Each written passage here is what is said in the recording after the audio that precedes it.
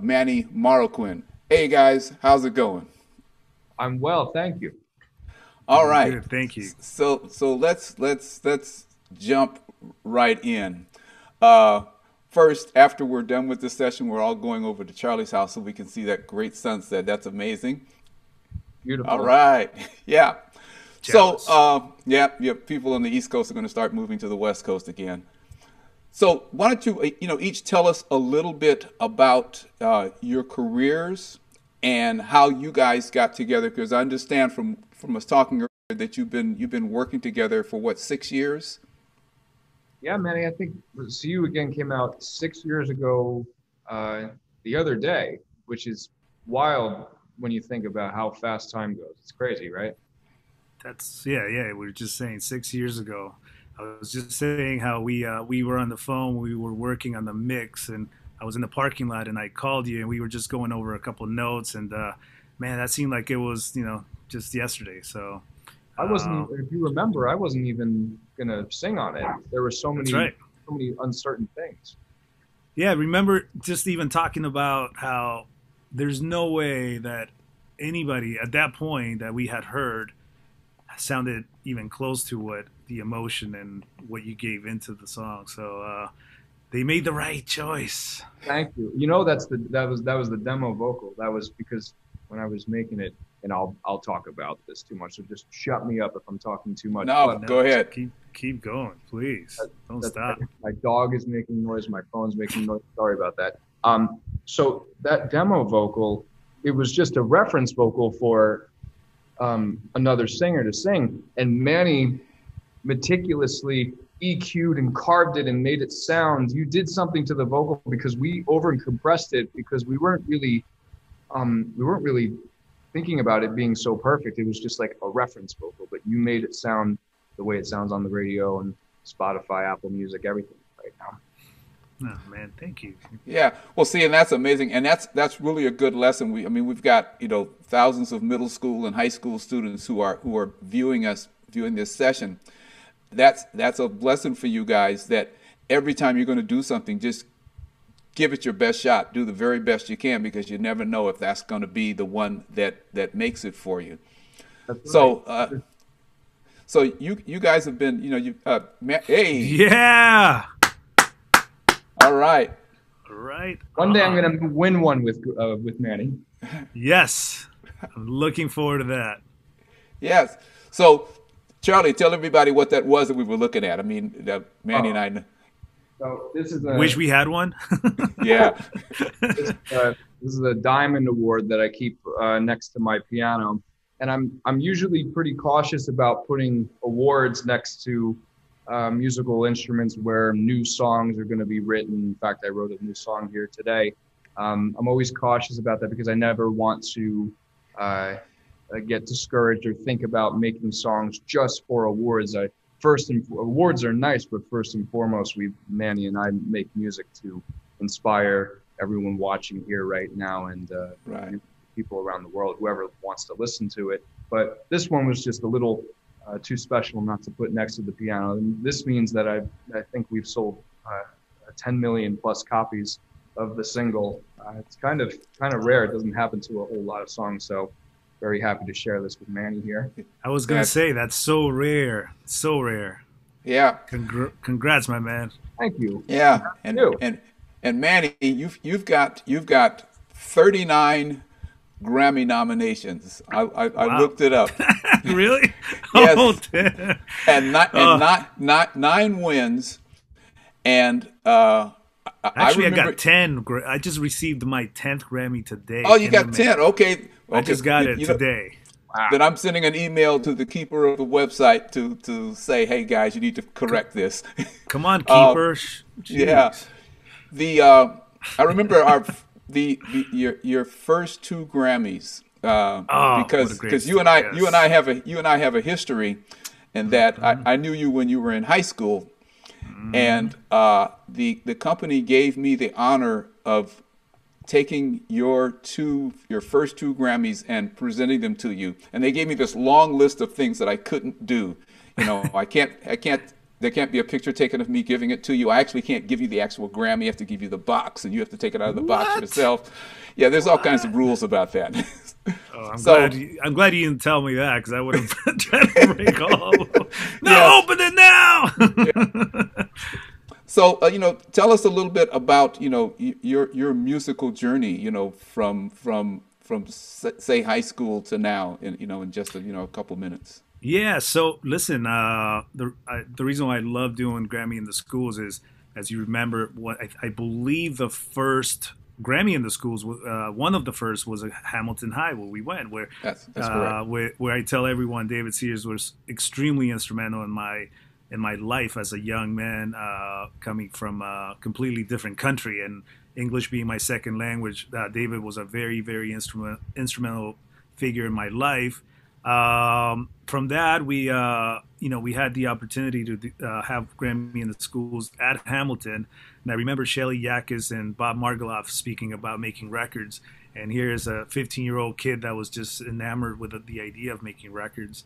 And from there, I honestly just went straight and followed my, what I thought was my dream, which was to mix records at 15. And back then, the stereotype, the mixer, the engineer was a dude with long hair, with a cigarette hanging down, with a coke, and that was Yeah. the complete opposite. And but you were the first person to show me what mixing was really about. I mean, I had no idea what mixing was, and I remember in our electronic music class, you showing me, hey, this is what mixing is. This is what frequencies will do to a song, and when you change the emotion of anything based on frequencies, I just immediately fell in love with that. And from that point on, the only thing I could think of was being in the studio. But listen, without programs like Grammy in the schools, and without individuals like yourself, David, that really, really care about their students and kids, and great artists like Charlie, man, this is heaven for me. I'm just, I'm enjoying every moment I get, to be in the place that I love to be in. So cool. So after you left high school, and thank you very much for those kind words. You're one of the reasons that I smile when I think about my days teaching at that school. Oh man, Yeah, I mean it was a lot of great memories. there's So a lot what of kids happened that after? feel the same way. Let me tell you, Yeah, you inspired a ton of kids. well, thank you, appreciate it. So tell me, after that, you you went to an audio engineering school, is that correct? I did. I did. It Yeah. was a short program. It was a 9-month program. It taught me how to write a resume. And I was able to send that out. Got a job at a studio. As a GA, making runs, coffee, cappuccinos, make a pretty good cappuccino. Yeah. And that got me into in the room as an assistant engineer. The classic story of the engineer leaving early. I get on the desk and I do a rough. They wake up at 6 in the morning. They listen to the rough on the desk, and from that point on, I mixed that whole album, and that was really the beginning of my mixing career. And I was, gosh, I think I was like 20, 21, barely 21, I think, and that Uh, was it. Never looked back, and just put my heart and soul into it. And then I meet sexy artists like Charlie, and I get a chance to work with them.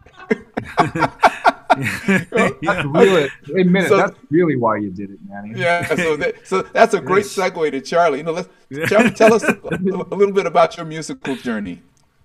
Well, I went to Berklee College of Music in Boston, Massachusetts, and I graduated early. I actually graduated, and I know that's not the common thing to happen at Berklee, but I did. Oh, I really enjoyed my time there. Previously, I had gone to Manhattan School of Music thinking that I was, and I loved it there too. I have really, really amazing memories up in Harlem on 121st Street. I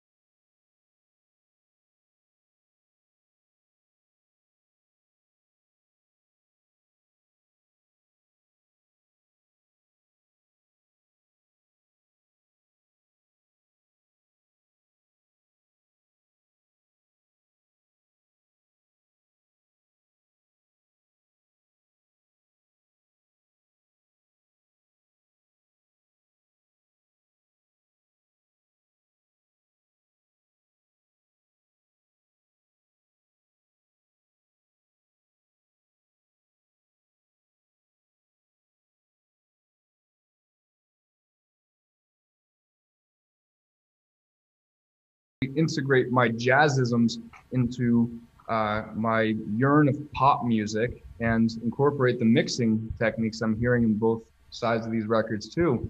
And then Berkeley kind of accentuated that even more. I moved to LA after I graduated from Berkeley. I met Manny, and I was completely mind blown that I didn't really even know what I didn't know there were mixing engineers really. I knew that they existed, but I didn't know.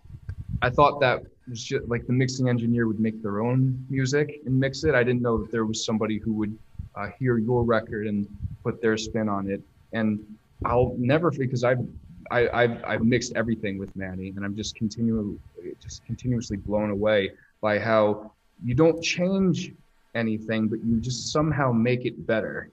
Like, and your suggestions enhance the what you said, like small, subtle sonic changes can really evoke a different emotion, and that really stuck with me. You said that to me one of the first times we met, and that really stuck with me. You just said it again. I got a little feel. Wow. Yeah, that's great. Look, I just one other thing I need to say to our audience that again, use the chat feature, and you can send questions for Manny or Charlie or both of them. And but first, we're going to talk a little bit about that the arts in general would not exist without support from patrons and sponsors. And we have a great sponsor for Gets Fest in the name of Andy.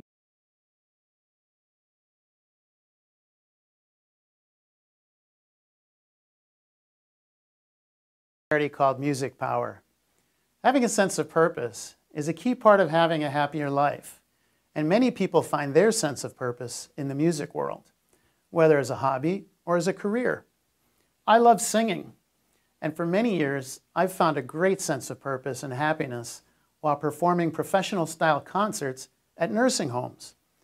There, I learned how much power music can have in causing people who are very old become energized while singing, laughing, and dancing, even in their wheelchairs, and for that 1 hour, forgetting that they live in a nursing home. So I started Music Power to spread the power of music to as many people as possible by giving away money and advice to organizations and individuals doing amazing things out there with music, like a singer-guitarist in San Diego, California, who started a choir for homeless people, and the musicians in the Middle East who created an orchestra for kids living in refugee camps.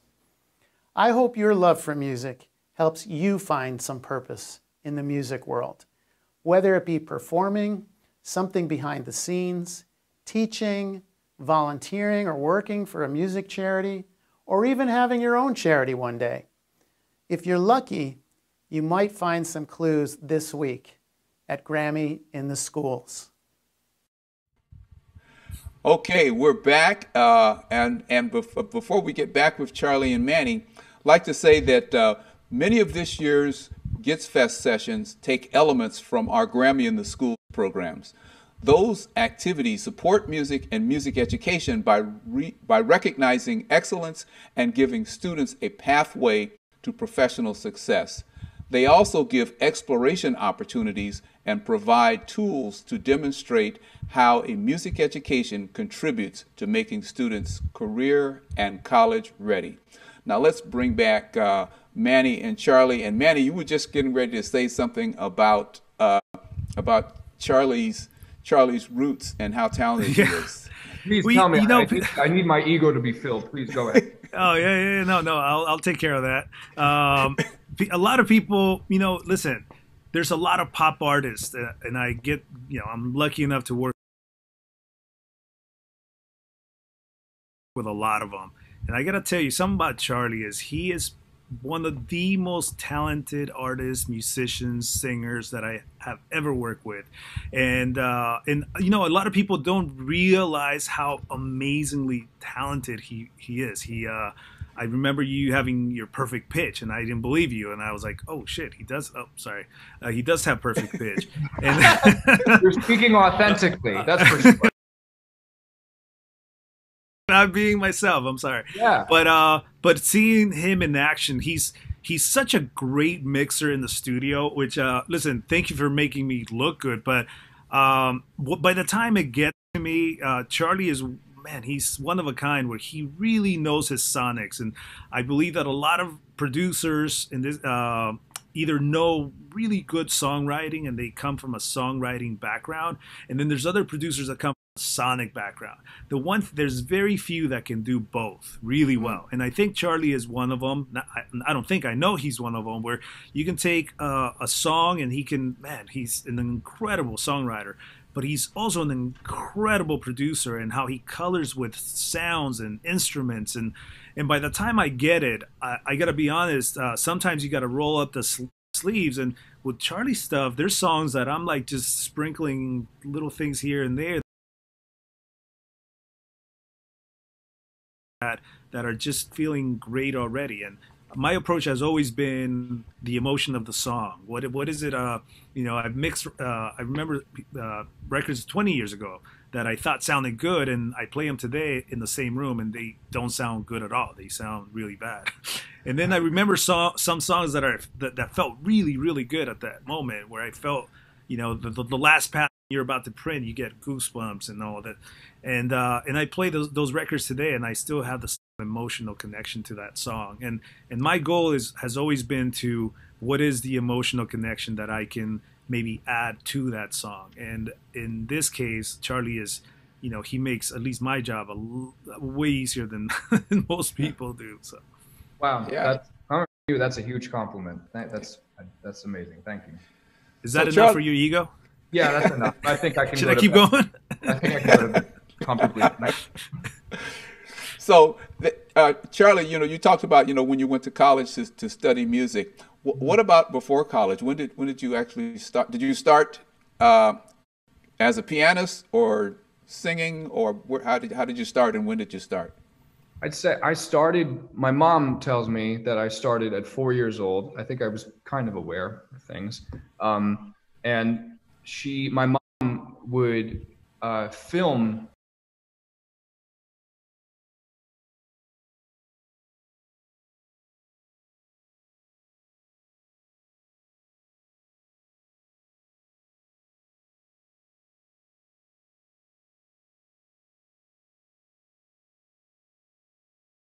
Back to them a couple hours later in E flat major, and they kind of both, and it's on camera, and they both looked at each other like, okay, our son's a weirdo, and to music, this is great, we have a weirdo on our hands, the cool weirdo, I think. And I just there was never an option B for me, really. I was just always obsessed with people's reactions to music. I used to make mix CDs for people in 7th grade and put track 4 and track 5 and be like, oh, you're going to love track 5. You know what I mean? Uh-huh. Great. It's amazing. Yeah, you say option B for you. Someone said yesterday in a session, plan B, I think it was her, in her session, said plan B is finding another way to do plan A. Woo! That's why she's a dope songwriter, because that's a song in itself. Yeah, that's boy, but I need to write that one down. That was cool. So we have some questions from the audience. Charlie, how do you approach your writing? Music first, lyrics first, bass line, whatever. It varies. Like I think I'll give an example. So I have a song called Attention that Manny mixed brilliantly and brought it to life. And it started off when I was abroad traveling. I was in Asia. I was in Japan. I was in Tokyo at the Hyatt Hotel. And I was listening to a lot of Mozart, like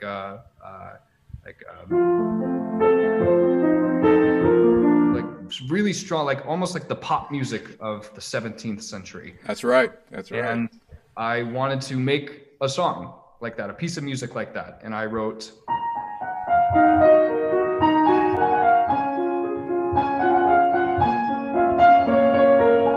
and then I was like, okay, that's a cool, I felt like I was in Berkeley again. I'm gonna sleep on that. I woke up and then I heard it differently in my head. I heard it with like Isley Brothers chords. I think I was listening to Between the Sheets. And I started doing, and I was like, okay, so I took out the piano part, and then I played a synth, and then I walked away, came back 2 hours later, and opened up the computer, and immediately heard.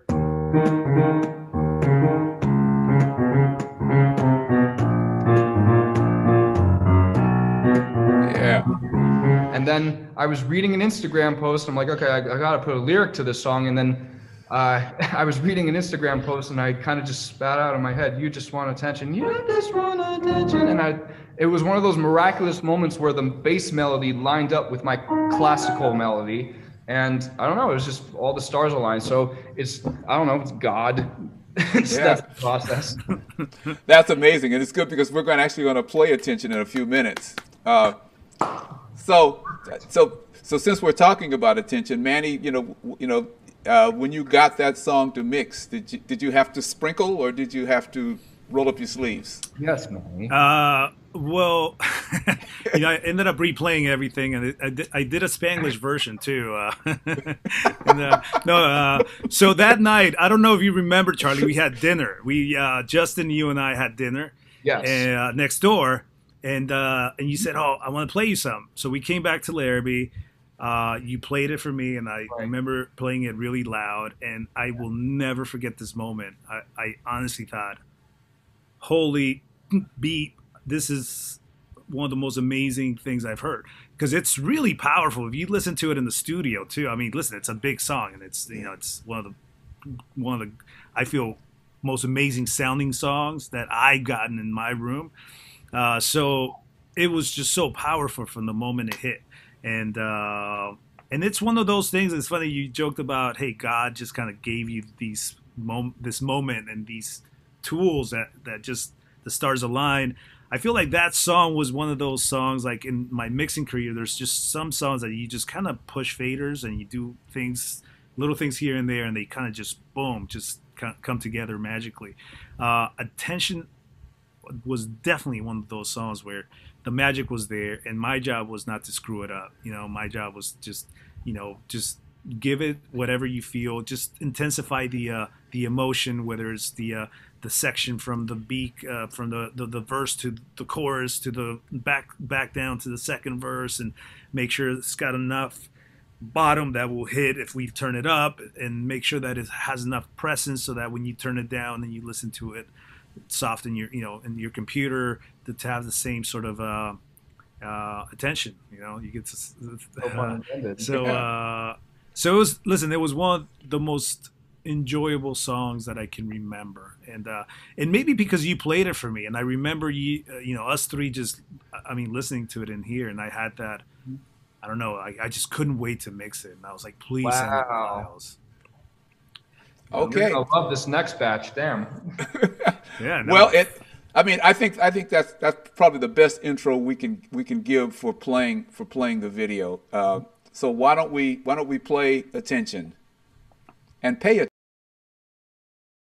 We're back with Charlie Puth and Manny Marroquin, artist and mixing engineer and collaborators, which brings us to one of our questions. But before we ask that question about collaboration, let's talk a little bit more about Attention. I remember the first time I heard Attention, and I'm kind of a gear nerd too. I don't want to say not just a musician, but I was looking and I'm hearing it, and I'm saying, wow, the air that I hear, because I've always said, I'm an old R&B baby. I'm a Motown guy, and I say, the funk is in the space between the notes. It's just the air, and it's like the room is completely sonically full, but there's room for more stuff to make it even more full. And I guess that's kind of what I was getting out of it. And it was,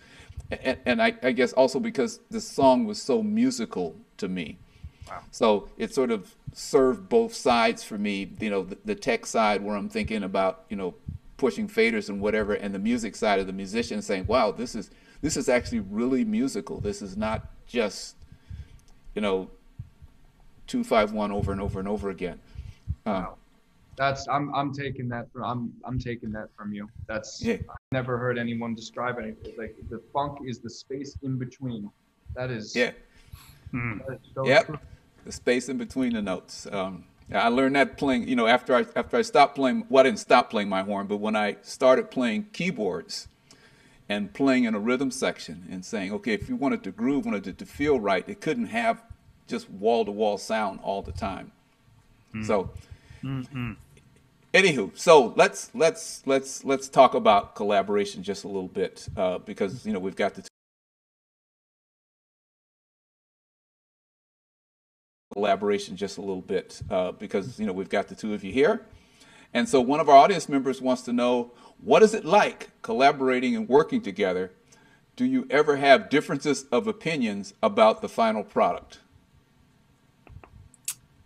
I think other than like personal life stuff, I think we agree mostly on music, everything music, Manny, but like we'll separate that for now. Yeah, I think it's what it's always fun working together because for some reason I get Charlie's sound. I know where he's going with it, and I just naturally just kind of it's a good blend. And you know what I always say, as someone that's trying to bring either the 10% or some songs 80% to it. At the end of the day, Charlie has to be happy. Yes, this is his record, and my approach is to whatever it takes to make sure that we get what comes out of those speakers is exactly what he envisioned, and so I'm here to help get that vision across. So there's never like that, but it's not like that. It shouldn't be like that. It's a collaboration, and my job is to make sure that Charlie we get what he hears in his head, and hopefully it'll be better enough to keep inspiring him to go perform it a million times. And so it's simple. It's not we tend to complicate things, right? Go ahead, Charlie. Sorry. What's great about you, Manny, is that you don't really, as I said before, you don't change things, you enhance them. And I think it was maybe you telling me that like the most drastic change you had ever made was telling John, who I actually just spoke to, who can confirm this story, John Mayer, that it was you who said to take the reverb off the lead vocal track in Gravity, and doing that, like,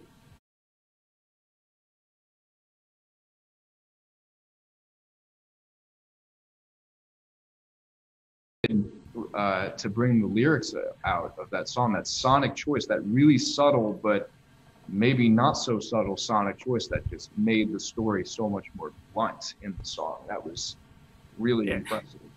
It's like doing the same thing we're talking about, like having a piece of gear have emotion, and in this case, taking it away, having even more emotion based on the actual song itself. I feel like a lot of mixers or engineers on the technical side, we grow up thinking that we're supposed to fix things, because it's a technical field, and it really isn't. I feel like it's more creative, and we just have more tools, you know, and the tools we have.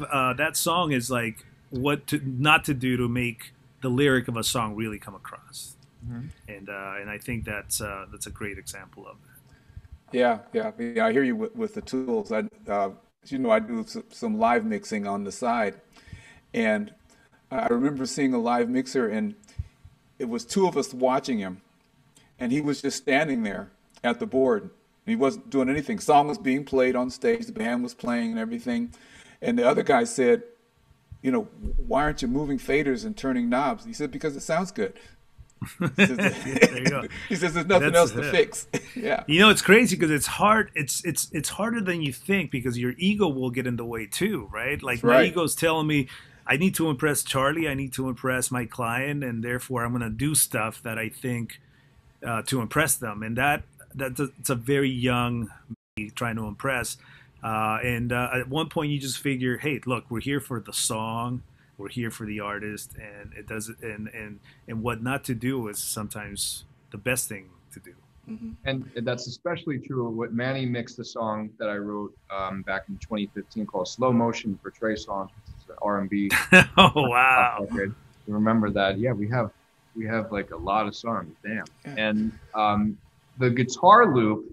Not a lot of people know this because I never talk about it, but I will now. The guitar loop was an MP3 that Jeffro, the guitarist on that record, I forgot to send Manny the wave file, not just because the MP3, I was just putting the beat on it and everything like that and put the vocals down. I was going to change it later, but I forgot to send him the wave. And I went to the studio. I'm like, so you got the wave file, right? And like, yeah, the MP3 sounded fine. I'm like, we were using an MP3 and we're bouncing it down to 2448, and there's an MP3.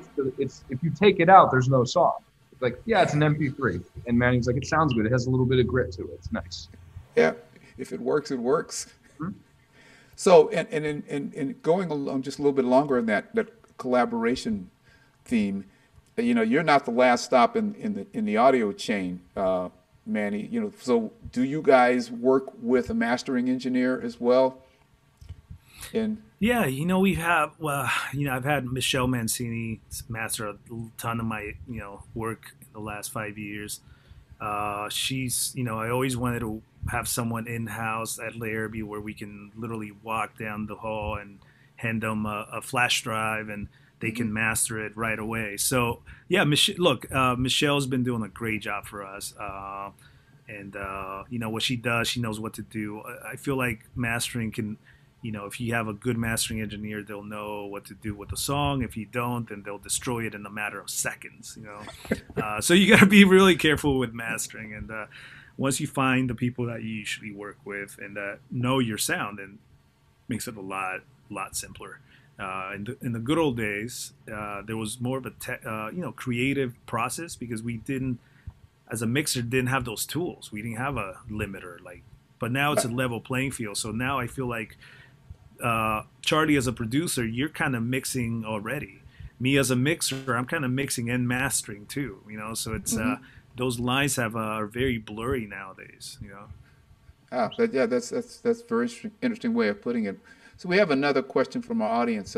How do you both stay fresh and inspired, and how do you combat writer's block or feeling stuck? Ooh, I know if you just accept the stuck.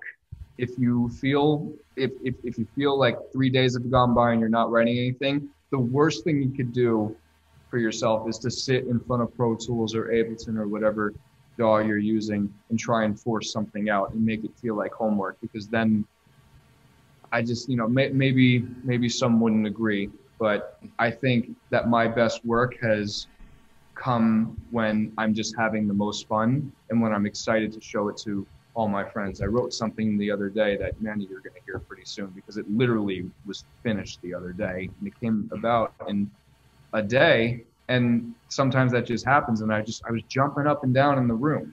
It's just, it's never supposed to feel like a homework assignment. You're making it hard.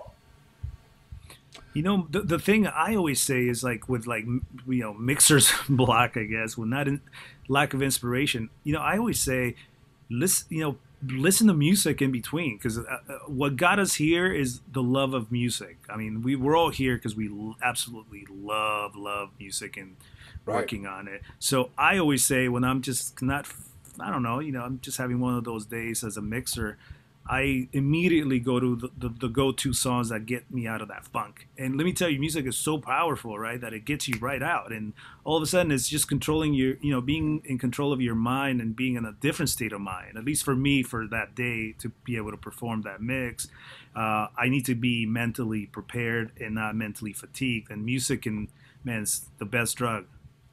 All right. So can you both talk a little bit, and in terms of giving advice to the young people listening and watching, a little about the importance of understanding how the music business works if they want to become part of it once they're grown? I'll lead by example. What I did is when I was 19, I was still in college. I was 19, and I was signed to a label for a very, very short amount of time. And I remember when I had gotten drops from that label, it was very disappointing because it's a label that I grew up listening, to all their roster's music, and was like, I feel like a failure.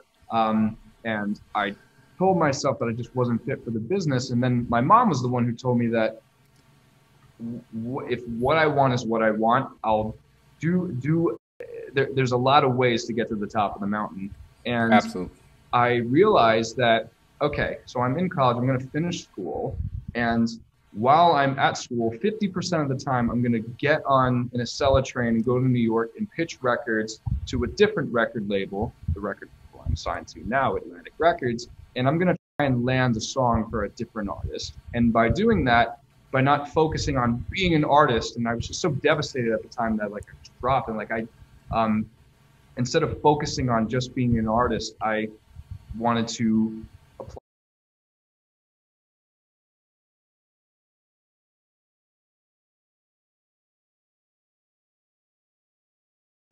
It's discouraging at first, but you kind of just accept it for what it is, and you realize that there's always a way to get there. Absolutely. So I think we have time for like one more question. What advice do you have for those wishing to have a career in your particular areas of the business? What should they do, or what should they not do? Man, Or both. so for this, look, for the studio, there's so many qualities, so many things you have to be mindful of. I always say personality is number one. If you want to be in the studio, just be a cool person. Don't be a jerk. And I say treat people the way you want to be treated. Before you even know what an EQ or a compressor, just be a good person. Just enjoy the process. There's going to be a lot of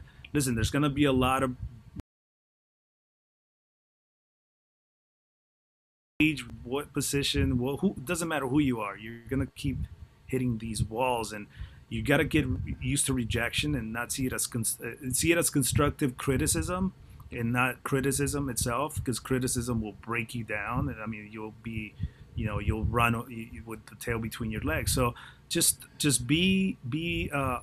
have initiative. I always tell kids here at Larrabee, just have initiative. Just go the extra mile. People love seeing that. When we see initiative, hunger, we see personality, man, that's half the battle. The other half is learning, and hopefully you have a little bit of a gut for music, and you get lucky here and there, and you learn from other records. Listen to music as much as you can. Don't discriminate. Listen to all kinds. Even if you don't like it, you'd be surprised. I've learned more about records that I don't like because I apply some of the things, and that's a true trigger. It triggers an emotion, like things that you. The word hate is very powerful. It's just just like love. So just make sure that you really, really want to do this too. Like it's in your heart, and it doesn't matter how, because we also get a lot of kids that think, oh, we're going to get money, success. You're going to meet a lot of Charlie Puths and, and listen, it sounds exciting, but it's still a grind, and you got to do it for the right reasons too. So man, I mean, I could go on and on and on, but those are some of the things that I would say to be mindful of. That's wonderfully put. It's exactly. I second that. All of it. Yes, and use Plan B as a different way to get to Plan A. Mm-hmm. Look, I want to thank both of you. This is a great way to end our entire program of Grammy in the Schools Fest. Thanks to Charlie Puth and Manny Marroquin for being so generous with